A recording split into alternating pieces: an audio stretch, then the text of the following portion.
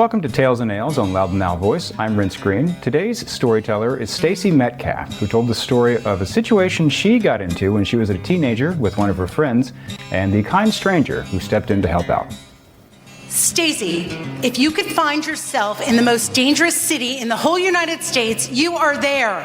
What were you thinking? Truth be told, I wasn't thinking. It was 1979, I was 15 years old, and I was huddled in a phone booth with my 14-year-old best friend.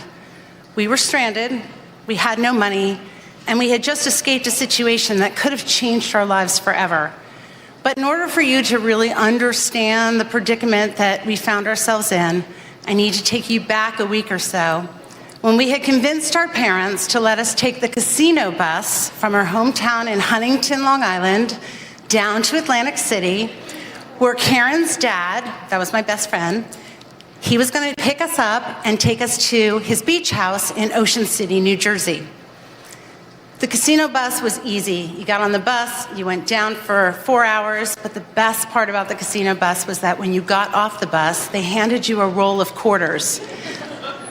So we each had like $20 just for riding the bus. But Karen's dad was waiting for us, so we took those roll of quarters and we tucked them in our bag and we carried on and jumped in the car and started our vacation. For me, going down to Ocean City, New Jersey and staying with Karen's dad was the best vacation ever. See, my parents were really, really strict, and Karen's dad, not so much, but we used to just, kind of chalk that up to the fact that he saw us as the mature and responsible teenagers that we were. So we could go on the beach all day and sunbathe, and at night we would hang out on the boardwalk with no supervision. It was a super fun trip. And that freedom just constantly had me daydreaming that Karen and I were in this some sort of like made-for-TV movie, coming of age, and we were like the stars of that movie. And so it was just the best vacation ever. So when it came time for us to go back home, it was a Sunday, and Karen's dad informed us that morning that he needed to drop us off at the casino about 2 hours early because he had to leave and he had to catch a flight to Chicago and he had a business dinner that night. So that's what Karen's dad did. He dropped us off in the middle of Atlantic City, and as we waved goodbye to him, we were planning what we were going to do for the next 2 hours. Now, I'm looking at some of you, and some parents out there are probably going, what father drops his 14-year-old and 15-year-old friend off in the middle of Atlantic City in the 1970s? And for those of you who don't know what it was like then, it was a really sketchy place then. But again, Karen and I thought nothing of it because he saw us for the mature, responsible, teenagers that we were. So remember those quarters? First thing we did, we beelined into the casino and started playing the slots. And within probably minutes, all of our money was gone. And mind you, that was the only money that we had left. We were smart enough to kind of hold back like $1.50 because we were hungry. And we clearly had a whole bunch of time to still kill before our bus was leaving. So we took that $1.50, we went down to the boardwalk and we bought a hot dog, a can of Tab, some French fries to split, and we just sat on the boardwalk and we people watched. We talked about what we were going to do for the rest of our summer, and it was just the best time. We were just caught in the people watching and all of this. We had no worries at all until all of a sudden we realized, oh my gosh, we have to go catch our bus. So we grabbed our bags, we started running back to the casino parking lot, only to find out that the bus had just left. So fear and everything just came over me. And because remember I told you my parents were really, really strict? Well, they were the ones who were picking us up on the other end. And we were not on that bus. So I think in a louder than usual tone, I started just screaming and saying, Karen, you don't understand, my parents are going to kill me. I'm going to be grounded forever. There's going to be I'm never ever going to be able to see you again. I don't even know if I'll be able to go to school anymore. I'm just going to be locked in my room. And Karen, in a louder than usual voice, knowing my parents and knowing that to probably be true, said, just calm down, Stacey, come on, calm down. And we looked around and we noticed that we were kind of making a scene, so we decided that we would calm down, and we went into the bathroom. And while we were in the bathroom, I was probably fixing all the makeup from all the tears that I was crying. And Karen and I are over at the sink, and we notice right in between us is a bowl filled with money. We didn't even say anything to each other. We just nodded, and our plan was we were going to just take a few of those coins, put them in our pocket so that we had money, because remember, we had no money. So that's what we did. We reached in, and the next thing you know, there was a hand that grabbed both of our wrists. And attached to those hands was a very angry, angry woman. She proceeded to tell us that she was in charge of keeping the bathroom clean, and that that was her money, those were her tips, and that we were stealing from her. She pulled us in the corner and told us to wait right there. Well, of course, if I thought I was going to get grounded forever for missing a bus, I was like, how the hell am I going to be able to tell my parents that I'm arrested in some sort of jail in Atlantic City? So I started to cry again, and we were panicked. And much to our surprise, the woman came back, but not with the police. She came back with a couple girls. They were a little bit older than us, and they were so nice, and they just kind of took us underneath their wing and kind of, moved us out of the bathroom, and we went and sat down, and oh my gosh, they were beautiful. They had like the best hair. Their makeup was perfect. They were ready to go to the disco. Like, they looked great. And what Karen and I noticed the most was, I know everybody gets their nails done now, but back then, nobody got their nails done. And they had the best nails. We just kept staring. So anyway, these girls were really, really kind. We started bonding. Of course, I told them how strict my parents were. We told them how not strict Karen's dad was and how he left us in Atlantic City. And then all of a sudden they said, we've got the best idea ever. Why would you go home? Come with us. We have an apartment. We have a room. We have clothes. Come on with us. Like, it could be so much fun. Like, why would you want to go home? And Karen, your dad wouldn't even notice. And, and all that. Well, that was the first time in my life that I felt that thing in my stomach. I call it my spidey senses, and Karen felt it too. We knew that we weren't going to go home with these girls. We knew that there was something a little off about that. But we also had that theft thing hanging over our head, and they were the ones that kind of helped us get out of that. So as we were making our way to the car with them, I'm thinking inside, I'm like, what do we do? Just run for it? Like, how do we not do this? I saw him, and our eyes locked. And he started making his way over towards us. And I don't know if he knew the girls, but the girls started stepping back. And he came over and he said, girls, to Karen and I, not our girls. Did you call your parents and let them know that you weren't on that bus and that you were going to be on the next bus? Karen and I were like, no, we didn't. So he said, come with us. So as we went to say goodbye to the girls, they were gone. They made their moves and they were out of here. So we got to the payphone. What were you thinking? Mom, could you put Dad on the phone? My dad was always calm, cool, and collected, and he knew what to do. So my dad got on the phone. He asked to speak to the gentleman. They talked. Next thing you know, Karen and I were on the bus ride home. And I remember, it was 4 hours of no talking. I just had my head on Karen's shoulder, and I think I was praying the whole way up 95 North. So when we got back to Huntington, my dad was waiting for us, and we got off the bus, and he just hugged us, and he held us just a little bit tighter than usual.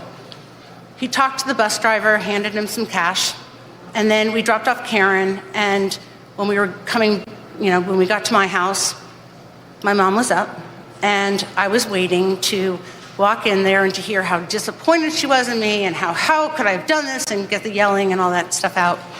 But instead I walked in and my mom just grabbed me and she held me just a little bit tighter, I think mumbling, thank God, over and over. And she said, why don't you go to bed? We'll talk tomorrow. Go up to bed. I'm thinking, okay, this is cool. Went to sleep. The next morning, I went downstairs ready to meet my punishment. and it was like a normal day. My parents were getting ready for work. My little sister acknowledged I was home, but nobody asked me about any of it, not even the trip to Ocean City. So I remember running up the stairs and calling Karen going, "You are not going to believe this. I am not grounded. We get to hang out today. What do you want to do?" And so Karen and I continued to hang out that whole summer and many, many more summers. Went on tons of adventures together. And we never did tell her dad or her mom because we didn't want her dad to feel bad. And we also didn't want to kind of ruin that whole thing that, he thought we were mature and responsible. And as an adult, when I look back on it, I thought that was really weird. Like we never got grounded, like I never got yelled at. Nobody even asked us what happened. And I learned that back then, when bad things happened, people didn't talk about it. And I don't know if it was because if you talk about it, it makes it more real and it's horrific, or if you talked about it, you open yourself up for critique and judgment. We also didn't talk about human trafficking back there. So Karen and I had no idea of the real danger that we were in. The gentleman at the casino, he knew. My parents, I think, knew. But again, we just didn't even know what it was. And so as I look back on it, with the exception of understanding and we should have been educated about human trafficking, I'm kind of glad that worked out that way. Because Karen and I, first of all, I never got grounded, which was a good thing. I got grounded other times, but Karen and I, again, got to have other adventures. We got to make new memories, and that day and night was just one scene in that coming-of-age, made-for-TV movie that we were starring in. And in case anybody is wondering, because I'm sure you're all wondering right now, what was the #1 song and album that July? No other than Bad Girls by Donna Summer.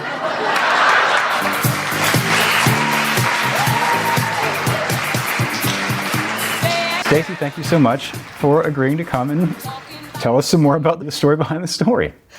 Thank you for having me. I was really excited to sit down with you and talk to you about it. Well, I'm excited to sit down. Now, Tales and Nails has all kinds of stories, but that is probably one of the more harrowing stories that I think I've seen on the Tales and Nails stage, actually. Tell us a little bit about telling that story. So there's a whole process before you go on stage for Tales and Nails, where you workshop the story, you work with some professional storytellers. I'm curious about the parts that get left out of that story, or what it was like trying to figure out how to tell that story to a whole audience. Well, it was interesting because I always go to Tales and Nails and I would sit there, and you know how they always say that, everybody has a story, right? And when I decided to tell this story, again, it was a process. So you had to interview and kind of just give a couple minutes of what it would be. And so I tried to sum it up for, during that interview. And then we had the workshopping. And one of the things that came up, I remember when we were with the group, it was like when I was talking about the trip down, from Long Island down to New Jersey, New Jersey, and kind of talking through that so that people knew, because at first I was just like, oh, we went from Long Island to New Jersey, and they were like, well, were you on a bus? And all, tell us more about that bus ride and what that meant. So that kind of added into the story. And then, of course, I remembered about the quarters and how you got money on the casino bus. So that really helped me formulate the story. But I think the most important thing was collaborating with my best friend. I called her when I said that I wanted to share this story. I said, are you okay with this? And she was like, absolutely. And I wrote it all down. And then I sent it to her, and she was, because again, you're 15 and 14 years old. Did we remember this correctly? And she, we collaborated and we remembered it correctly. So, were you still in touch with this friend? Do you still talk regularly? Oh yeah, absolutely. Like lifelong friend. And as I said in the story, this was just one of those scenes from our, made-for-TV movie of our life together, especially growing up. It was like that coming-of-age thing. So, but yeah, we still keep in touch. And as I said, she was a big collaborator in it because I wasn't going to do the story without her. What made you decide to tell this story? That's a really good question, and it's got a lot of answers. The first was I wanted to tell it because there was no one in the audience that knew that story. In fact, when I said I was going to be a storyteller, people were like, oh, you're going to tell this story? You're going to tell that story? And I was like, nope, you don't know the story. So that was number one. Number two, it was a cautionary tale. And while I shared it, and I intentionally shared it as my 15-year-old self, because I wanted the audience to understand like where I was and what I was thinking about when I was that age. But it wasn't until I was an adult that I realized like how harrowing that story really was and how bad it could have gotten. So I wanted to share that as, like it's really easy when you're young to fall into, some bad choices, and you fall into danger. So, and then I also wanted to share the story of the stranger that I saw. And he was the one who saw me at the beginning, like pitching a fit when my girlfriend was telling me to calm down, when Karen was saying, calm down. I was like, oh, I'm going to get grounded. He watched all that. And then we kind of disappeared. And then when we came back into his sight, that's when he took action.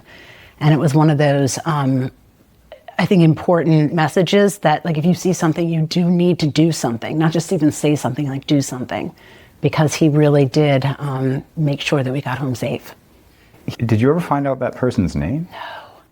No, I wish. Again, back in 1979, there was no, even I think he gave us the money to call home or gave us the access to call collect. Back in the day, you could do that, which I don't know why we didn't think about that originally. But anyway, but it was just, he was that person that was, he's probably like just working, he was hotel, maybe the concierge that's outside, somebody who saw that, but he worked at the hotel. But again, because when I went back, the other part of the story is that back in the day, nobody talked about it. So it wasn't like we researched the guy's name or anything like that, but I keep him in my heart sometimes, just kind of think about him. Send thoughts his way. Yeah. You mentioned in the story that, and you said just now that you really didn't realize until you were older, like how dire a situation that really could have been. Yeah. How long was it? Did you one day sit up in bed and go, oh my God, or what happened? Yeah, it's funny because throughout the years, I would, go back to Long Island and I would see my friend Karen and we would talk about it and everything. And again, it was when we were probably in our 20s, late 20s maybe, we were just kind of like, wait a second, that, it, like, even though, like, it was just this story, and yes, it was, scary for us and everything like that, we realized, and again, then talk about human trafficking, talk about all of that as that started kind of coming into the scene, and people were talking about violence against women, human trafficking, and all of that, then that really then made me sit up in the middle of the night and just say, oh my gosh, like, that could have really happened to me. It's interesting, too, the way that your family handled it. It almost seemed like they didn't want to talk about it, or maybe they thought the best way to deal with it was not to talk about it. Correct. And I think that was more prevalent back then than it obviously is now. Again, I think I said in the story that, when bad things happened, you didn't talk about it, and it was either to make sure, like, to ensure that, like, you're not thinking about how really horrific it was, and also not to be, so that people didn't pass judgment on you.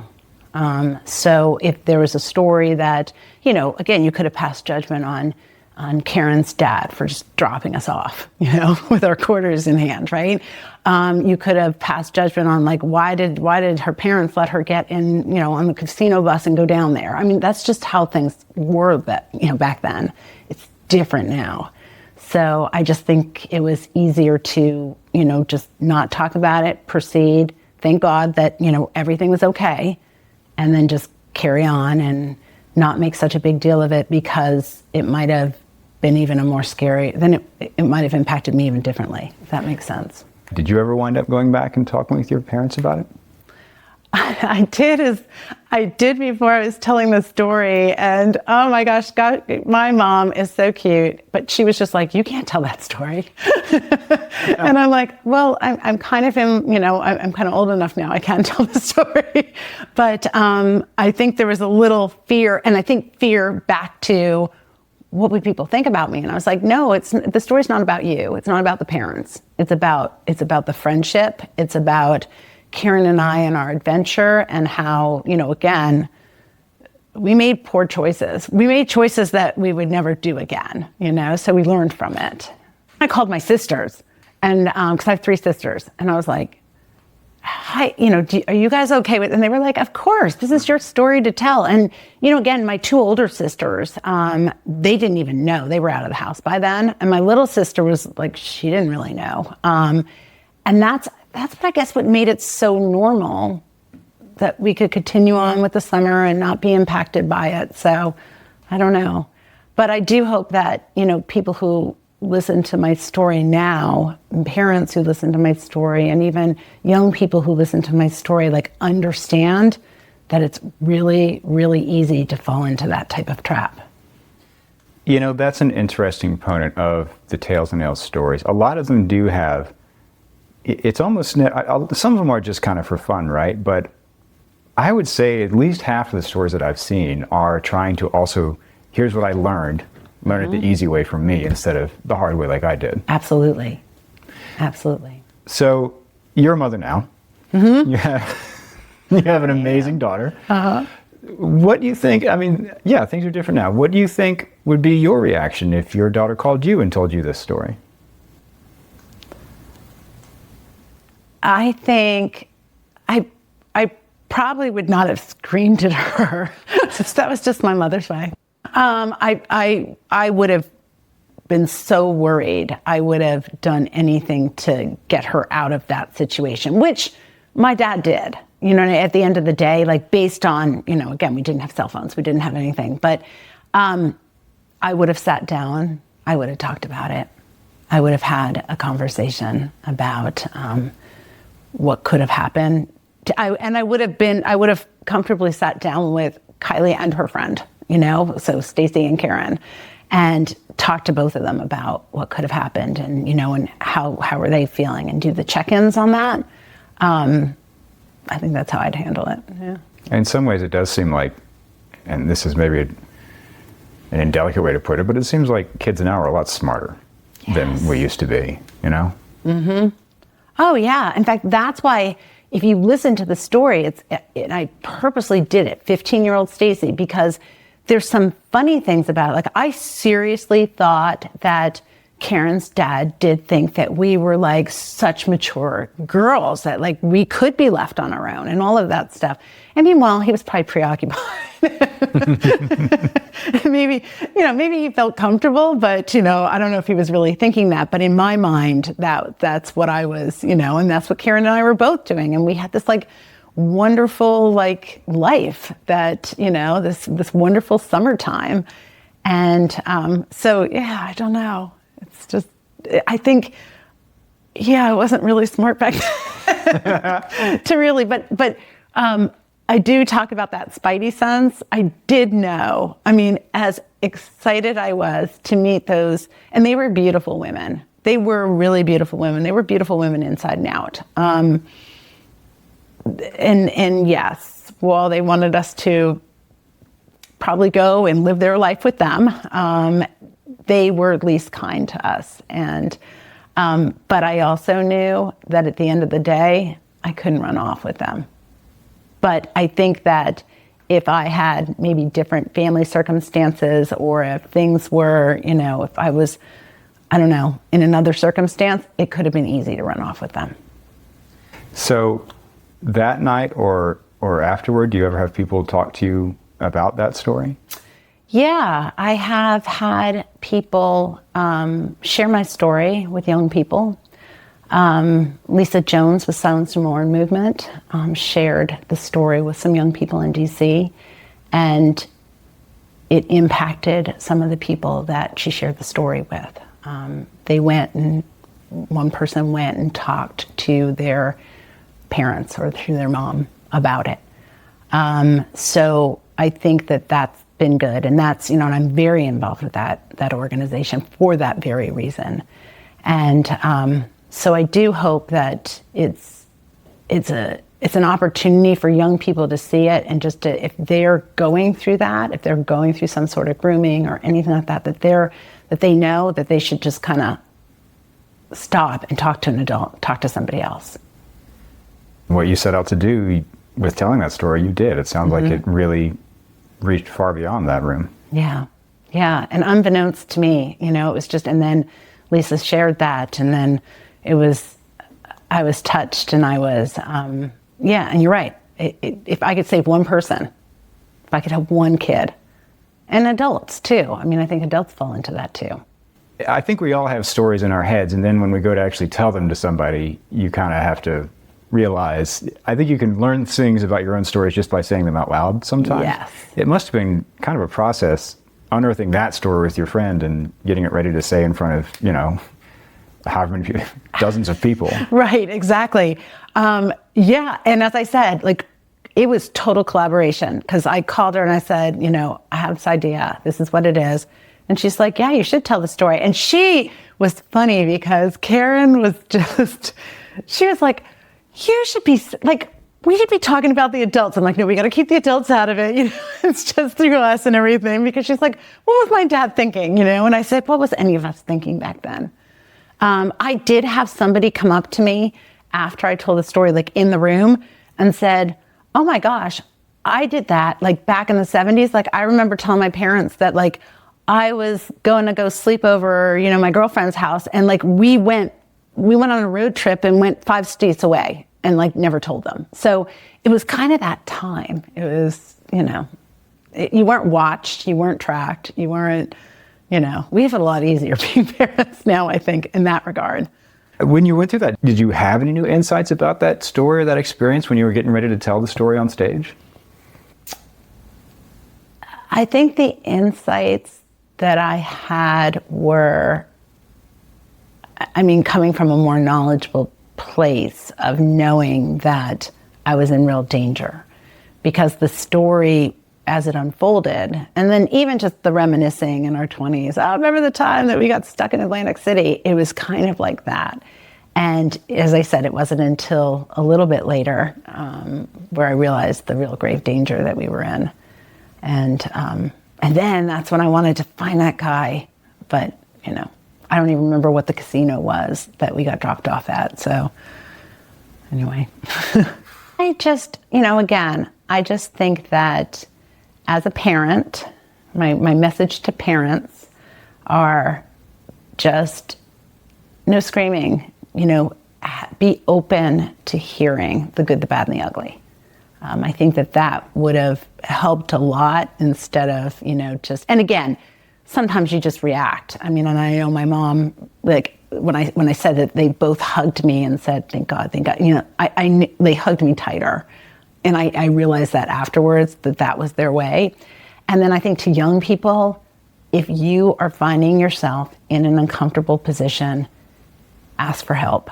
And what I've always told my daughter growing up, I said, always if you get lost in the mall or something, or you get, in trouble, always find a mom with kids. A mom with kids will know what to do. And in this case, it was a guy who found us, but he saw us. And again, just making eye contact, and you can do that with your eyes. You can look at somebody and just be like, help me. And just kind of learn those cues. Learn to watch them, learn to give them. Yeah, and if you see that, speak up. Speak up. Absolutely. Barge into the conversation. Well, thank you so much for taking some time and sitting down and talking about this story with me. It's really neat to hear that this story has actually gone out and done that good like you wanted it to do. Yeah, I did. And as I said, it's just a story of friendship too. Was she there for the storytelling event? She wasn't. She was up in New York, but I called her right before. So I was and I was sending her pictures from the room.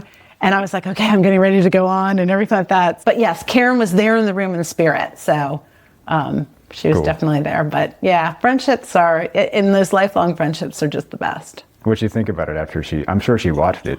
She did. She watched it as soon as it came out. We sent it to her. In fact, I was down in Greenville, South Carolina, so my daughter and I were looking at it, and then we sent it to her, and she thought it was great. She was glad we did it. Cool. Thank you so much, Stacey, for joining us for Tales and Nails on Loud and Loud Voice. Okay, and thank you for having me. Thanks. powered by Pounce Solutions.